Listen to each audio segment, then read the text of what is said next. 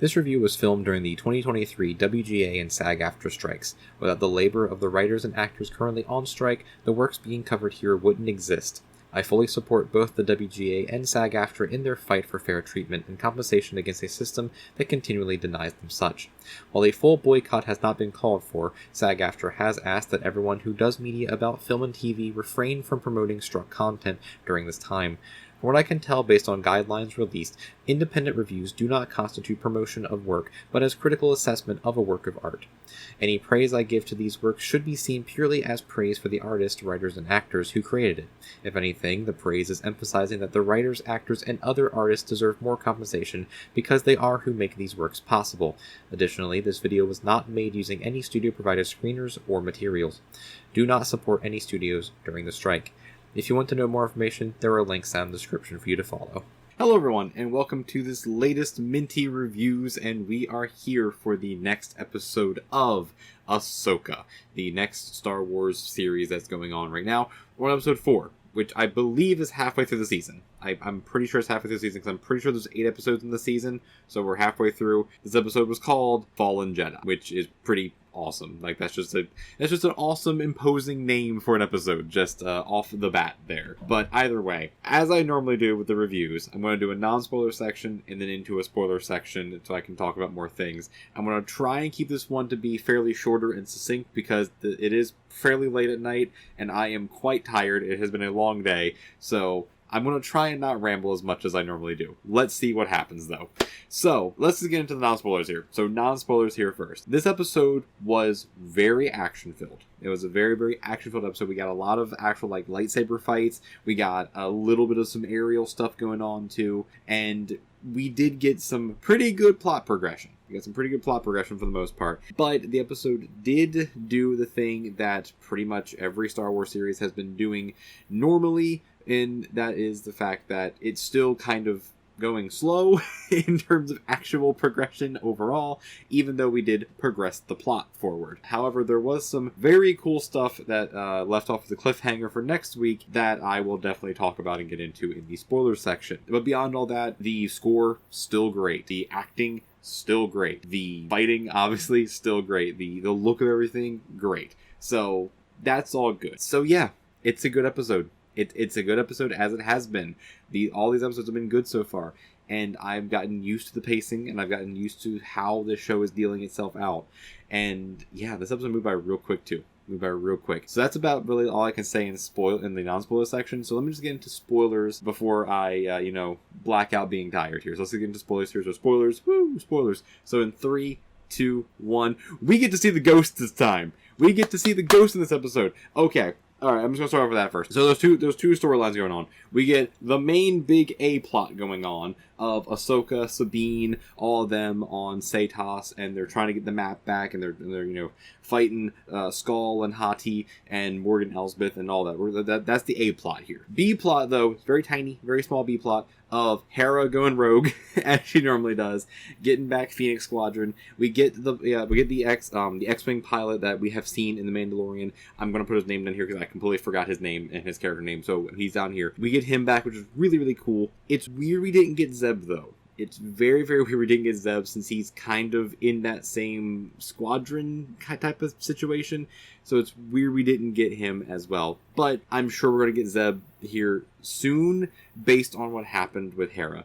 So we get Hera, Jason, and Chopper. They actually are on the Ghost. It does look a bit smaller. Like the actual cockpit of the Ghost looks a bit smaller. Could just be a translation from animation to live action. More than likely that's what it is. But the Ghost looks just a little tiny bit smaller than it normally does. But it's the Ghost. And I got so hyped for seeing the Ghost. The Ghost is one of those iconic ships now in Star Wars where it's just like the Millennium Falcon. It's just like Luke's X-Wing. It's just like all those where it's like if you see that ship, it's like that's the ship. That's the ship. It's good to see it. So it was really cool seeing the Ghost, and I can't wait for them to eventually do it because they're going to do it. We're just going to have the full Rebels crew on the Ghost again. That's going to be so cool to see. But we get that, and then Hera goes with Phoenix Squadron to Satos to go help Ahsoka and Sabine. When they get there, I'm just going to go through the whole B plot first before going to the A plot. So when they get there, Elspeth, Gaul, and Hati, at that point they have captured Sabine. I'll get on to that in the next part. They've captured Sabine, and they're about to just, turn the thing on, go, because they have the coordinates already, and they do, and they pull a Hera maneuver. They pull a Hera maneuver on Hera. I'm not calling it a holo maneuver. I'm not doing that. Hera did it first. She did it first. It was Hera's move. But they did a Hera maneuver where they just hyperspaced, boom, right into her. Took out half the Phoenix Squadron. That's basically all of Hera's plot, is that. We basically get to see that the hyperspace ring that Morgan Elspeth and the bad guys built works. It works. They have the coordinates. They're off to Thrawn's galaxy. Wherever it happens to be. They are off now at this point.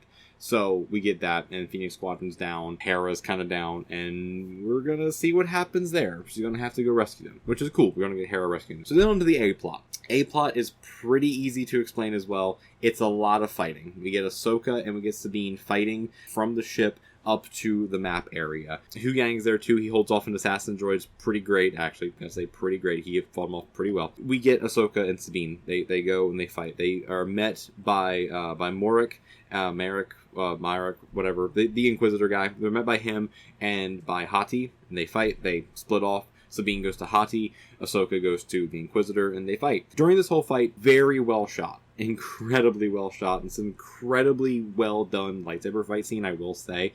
And I do love the fact that this series has had a decent amount of lightsaber fights compared to every other Star Wars thing, where that's one of the funniest things. Yeah, we kind of want some more lightsaber fights, and there's cool, every episode you're getting one. It's oh, okay, cool. This is I'm cool with this. I'm okay with this. I like lightsaber fights, and I just like the lighting as well. Lighting of lightsaber fights are very, very cool. So it was a very, very good double fight scene there that was going on, which was very, very well done. But during this fight, the Inquisitor dies. I guess the best way to put it, he dies. He is completely slashed on the chest by Ahsoka. Ahsoka just beats him, and we find out that he's basically just held together by Night Sister magic. So he's not Starkiller or Ezra or anyone, as far as we're aware in this episode. He's just magic, I guess. Cool, actually. I'm fine with this. I'm okay with this. I'm completely okay with this. I didn't like the theory that he was Ezra, because to me it made no sense. It made zero sense why he was Ezra. And there was a lot of lore and Arthurian legend and mythology type of thematic stuff kind of tying it in that were making it seem a little bit like it was Ezra, with some old school legends and lore stuff, not actual Star Wars real world legends and lore stuff. And I'm glad it wasn't. I'm just personally glad it was not Ezra. It didn't make any sense for it to be Ezra. It just really didn't make any sense. So yeah, the Inquisitor is just magic. So that's fun. That's cool. But in the same situation as well, Ahsoka goes, and they have a phenomenal scene. Phenomenal fight scene between Ahsoka and Skull. It is great. It is two Jedi masters fighting each other, with both of them not being Jedi anymore. Where the best way I can put it is in the Legends canon, there are people known as the Grey Jedi, or just the Greys. That's basically what Ahsoka and Skull are at this point. They're just gray because they're not Jedi, because neither of them follow the Jedi Order anymore. Skull's not a Sith because he's not following any type of Sith tenets or anything. He doesn't have dark force powers. So I would say they're both gray. It's just Skull is a dark gray and Ahsoka's a light gray, I would imagine. That's the way I'm picturing it. That's the way I'm thinking about it. Even if they haven't fully said the terminology yet, that's how I'm picturing them. So we get a great fight scene. However, it does end with Ahsoka losing the fight. Bad guys get the upper hand, and they capture Sabine, they destroy the map, they finish the coordinates, and then they finish where the B-plot finished as well, where they bit off. And as far as we know, Ahsoka was hit and knocked off the edge of the cliff. So it's oh no, is she dead? Clearly no. That would be really weird if they killed the main character, who is the title character of the series, in episode 4. That would be very strange. They did not do that. So then it gets to the end of the episode, which is the really, really awesome, really cool big thing, where she wakes up in the world between worlds. which is a concept that was introduced in Star Wars Rebels. Yet again, another thing that if you haven't watched Rebels, do a little bit of research to figure it out. That I am guaranteeing you they will explain it next episode, okay? I guarantee you, because that is a concept that needs to have some explanation to it. But she wakes up in the world between worlds, and when she's in there, she starts hearing Anakin's voice. And it's actually Hayden Christensen, and she turns around and Anakin's there. Anakin is actually there talking to her in the world between worlds, and it is in fact Hayden Christensen. He is very much de-aged. Like, you can tell they did use some de-aging on him, and it's not bad de-aging. However, he does look a little waxy, and in more ways than one, he does look like Clone Wars Anakin. In more ways than one. And that is nothing against Hayden Christensen.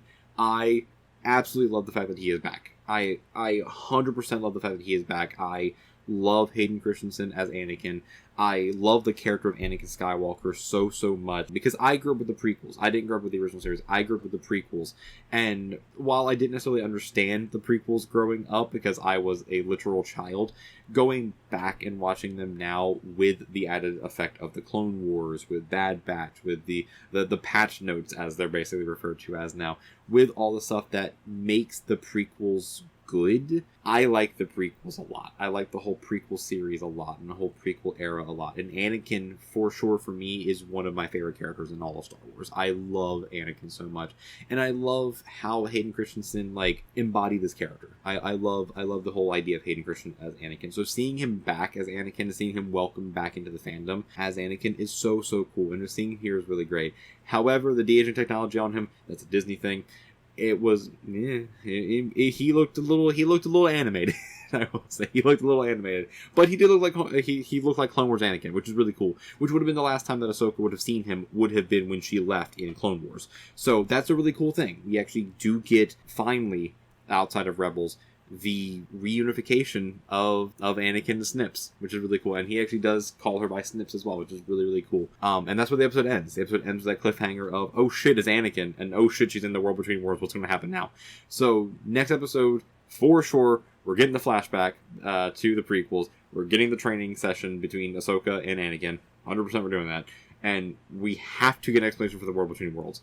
Because even though I'm a Rebels fan and I know what the World Between Worlds is, I can guarantee you many people don't. Brief explanation of it for you all.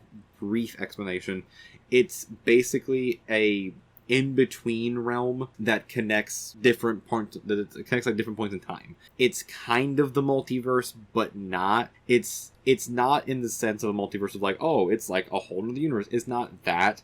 It basically just shows the what if possibilities of certain times, and what would happen if something happened in a different time. But it's not like the multiverse. They used it before in Rebels. That's how we got Ahsoka back. It's a little complicated. I hope they explain next episode, and I'm sure they will.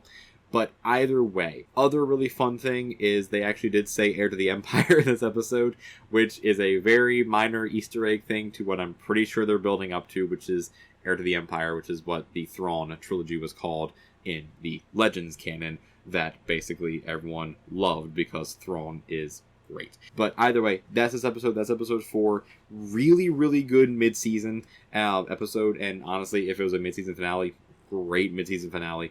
I'm very excited to see what they do next episode. Incredibly excited to see what they do next episode and see how they continue on after the cliffhanger of this episode as well. So that's my review. It's a little bit scattershot as per the usual. It's a little fast. A little faster than normal. I am very tired. I am very tired, and there's also a cricket right outside my window, very loud, and it's very annoying, so I need to go deal with this right now. So let me know down in the comments what you think about this episode as well, and what you think they're going to be going and doing in the future in the next couple episodes of this series, and what do you think they're doing in the World Between Worlds? Just what do you think they're doing there?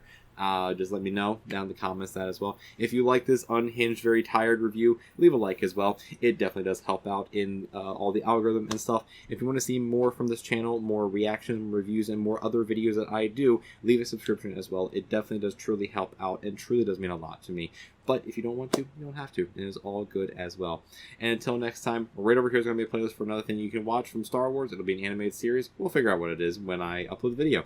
And over here is going to be a video YouTube recommends for you as well. Until next time, just stay Star Warsing, everyone. And I'll see you in the next one. Until then, peace, everyone.